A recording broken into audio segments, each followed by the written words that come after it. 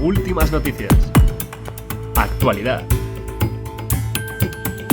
Economía. Finanzas. Macro.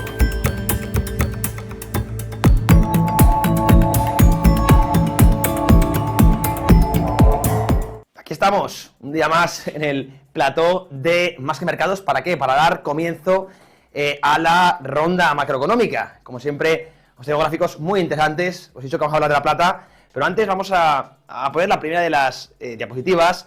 Sabéis que estamos hablando muchas veces de que en estos entornos no vemos una oportunidad de compra en renta variable.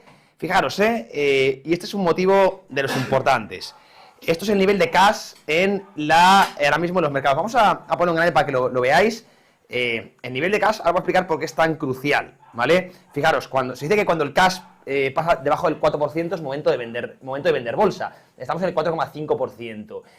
Cuando el cash o el atesoramiento de cash es muy alto, momento de comprar bolsa. Porque la gente con ese cash, ¿qué hace? No lo va a tener parado mucho tiempo. Sobre todo en un entorno inflacionario. El cash es perdedor. Yo siempre digo esa frase, ¿no? Por lo tanto, cuando hay mucho ahorro, es posible que la bolsa tienda a subir en el corto plazo porque ese cash rotará hacia riesgo, en busca de rentabilidad. Todo lo contrario cuando prácticamente no hay cash. Mucha gente hará que para aprovisionarse, además en un entorno de incertidumbre con el que estamos ahora, tenderá a vender riesgo para aumentar sus ratios de liquidez en sus carteras. Por lo tanto, mucho cuidado porque llegamos a niveles peligrosos. Repito que esto es importantísimo, siempre yo lo miro mucho, ¿vale? Es una de las patas fuertes siempre que tenemos, ¿no? A la hora de desarrollar tesis, hojas de ruta de inversión. Y repito, está en el 4,5, está ya en niveles de riesgo. Y lo dicho, esto es una frase que yo aprendí, me ha funcionado muy bien. Por debajo del 4% tienden a llegar correcciones en bolsas. ¿Por qué? Porque se rota el dinero de riesgo a liquidez y aumentar esos niveles de cash en portfolios. Y más, además, cuando estamos en entornos de incertidumbre. Por lo tanto, bueno, a mí me preocupa bastante, insisto, 4,5 ya empieza a ser peligroso, veremos si baja al 4%, desde luego catalizador de mucho riesgo. Y viceversa, esto es un concepto que quiero que entendáis, la importancia un poco de saber esos niveles de cash. Cuando está muy alto, evidentemente ese tenderá tarde o temprano a ir hacia riesgo en busca de rentabilidad, sobre todo en entornos inflacionarios no tiene mucho sentido permanecer en cash, porque el cash va perdiendo poder adquisitivo, por tanto habrá que protegerse, sea en renta variable o renta fija, ¿no? Y viceversa, ahora mismo que hay muy pocos niveles de cash, pues posiblemente, además, cuando tenemos ventanas fiscales tan importantes como la de diciembre, enero, es muy normal que tiendan a aumentar.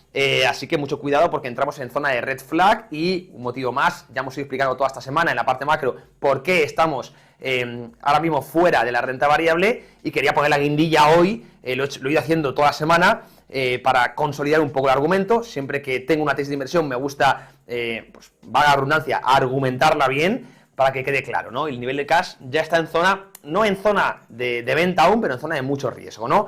Que déjalo claro. Pasamos a la siguiente diapositiva. Ahora sí, vamos a ir con unos activos que más nos gustan, que es la plata. Fijaros el déficit brutal que tenemos a día de hoy y las perspectivas para la década, Fijaros, vamos a poner un grande, para que lo veáis bien, para que lo apreciéis vosotros. Os pongo no solo la plata, sino todos los metales, por cierto. Muy buen gráfico de Incrementum, ahí os pongo el litio, el níquel, el cobre, el cobalto, bueno, para que le echéis un ojo. Y los niveles de déficit. Evidentemente este déficit, os pongo también la plata, os la marco, para 2030 en azul, 2025 verás en naranja y 2020, ¿no? Que ya lo hemos pasado, ¿no? Este déficit está siendo cubierto por los inventarios que hay, ¿vale? Eso lo tenemos que tener claro. Sin embargo, los inventarios, y siempre digo lo mismo, no son infinitos, ¿bien? Por lo tanto, vamos a entrar en una fase de escasez tremenda. Ahora bien, si el precio se dispara a corto plazo debido a esta escasez, tenderá a producirse más y se estabilizará el precio. Eso es como funciona la plata. A largo plazo siempre tiende a estabilizarse.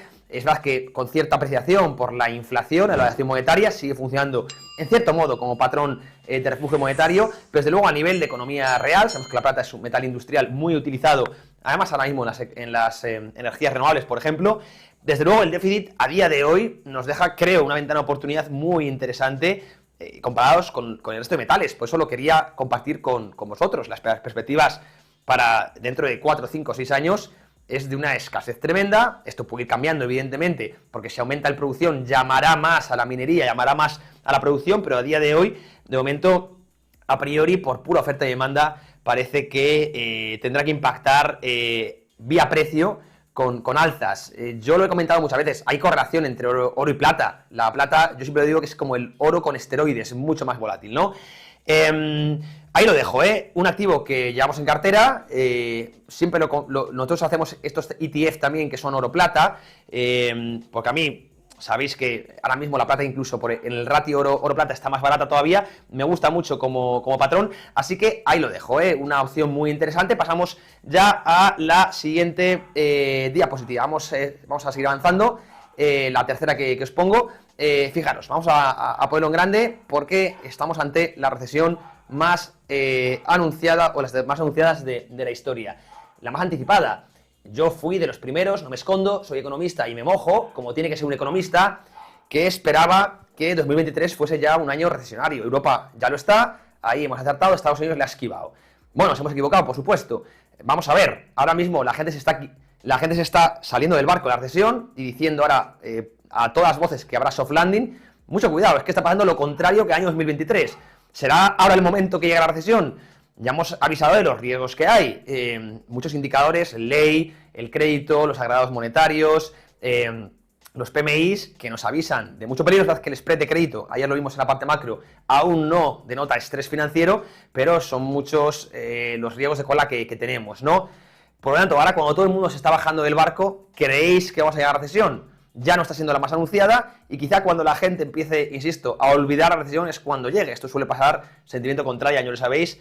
Y aquí la pregunta va para vosotros. ¿Qué opináis? Después de haber tenido este anuncio por todos lados, ¿verdad?, de la recesión, ahora mismo la gente se olvida. ¿Creéis que llegará?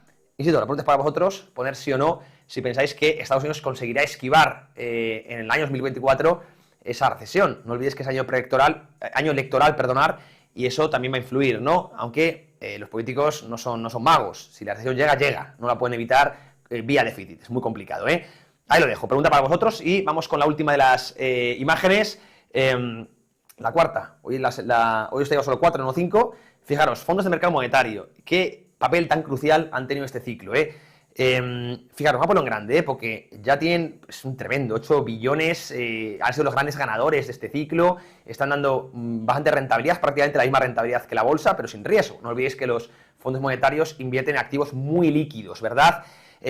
A mí, yo siempre he dicho que es similar por ejemplo, a las stablecoins. Ahora sabéis que hay alguna stablecoin que se está trabajando que va a ofrecer interés. Las stablecoins colateralizan sus pasivos, por ejemplo, Tether, con activos muy líquidos. Es lo que hace básicamente un fondo monetario, un fondo de mercado monetario, ¿no? Es muy similar a un depósito bancario, colateraliza esos depósitos con activos muy líquidos. ¿Qué pasa? Que ahora los activos muy líquidos, las letras del tesoro, están ofreciendo mucha rentabilidad. Hemos visto hasta el 5% en las subastas, en los bonos a 3 meses, a 4 semanas, y por lo tanto pueden ofrecer esa rentabilidad a sus inversores, ¿no? Por lo tanto, hemos visto una huida de depósitos bancarios que no han podido ofrecer esa rentabilidad a sus clientes, y por lo tanto, cualquier persona un poquito inteligente y avispada, pues ha salido del depósito bancario, que además, sobre todo si tienes más de 100.000 euros, tienes un riesgo de quiebra tremendo, y han huido hacia un fondo de mercado monetario que además vía repos es prácticamente lo que hace es muchas veces ir hacia la ventanilla de descuento de la Reserva Federal con el repo inverso. Entonces tiene de colateral a la banca central. Es muy complicado que quiebre, no tienen prácticamente riesgo y ofrecen mucha rentabilidad. ¿Qué mejor vehículo para este ciclo que el fondo de mercado monetario? Y por eso hemos visto ese crecimiento de flujo de volúmenes que ha tenido los fondos de mercado monetario. Ahora bien, si vemos bajadas de tipos de interés en el año 2024, van a ir cayendo evidentemente los flujos en estos vehículos. ¿Por qué? Porque, repito, invierten en bonos de corto plazo y los bonos de corto plazo empezarán a ofrecer menos rentabilidad. Y ahí sí, la bolsa quizá empiece a ser mejor opción, con más volatilidad, y quizá empiecen a equipararse a los depósitos bancarios. Por lo tanto, empezarán de nuevo a sufrir. La gran ventaja de los fondos de mercado monetario es que son fondos de inversión. Por lo tanto, a nivel fiscal, sabéis que se puede rotar de fondos sin pagar plusvalía. Son cosas importantes que tenemos que tener en cuenta. Desde luego, para aparcar liquidez, a día de hoy los fondos de mercado monetario siguen siendo muy buenos vehículos. Entiendo que los conocéis, si no lo hacéis, echar un vistazo, aunque quizá ya lleguemos un poco tarde. Hemos estado avisando de esta opción mucho tiempo y por eso, fijaros que han tenido este éxito, sobre todo en Estados Unidos. Y ahora la gran pregunta es si sale todo el dinero de los fondos monetarios ¿A dónde va a ir? De nuevo la pregunta que os hacía antes, ¿verdad? Cuando el dinero se atesora, va hacia otro lugar, y es lo que tenemos que ver. Siempre que hay una burbuja y una antiburbuja, localizar dónde pueden ir o dónde pueden rotar los flujos. Ahí lo dejo, también para haceros pensar, como siempre, recordar que nos gusta la comunidad. Así que os dejo preguntas, os dejo deberes, como siempre digo. Amigos, amigas, feliz jueves a todos, feliz negocio. Nos vemos la próxima semana en Más que Mercados. No paramos. Os mando un fuertísimo abrazo. Besazo. Inversión, macro, bolsa, cripto y mercados. En Más que Mercados analizamos la actualidad, las últimas noticias y todos los factores que afectan a tus inversiones. La educación financiera cambia vidas. De lunes a jueves a las 3:30 p.m. hora española, el mejor programa de economía, inversión y trading de habla hispana.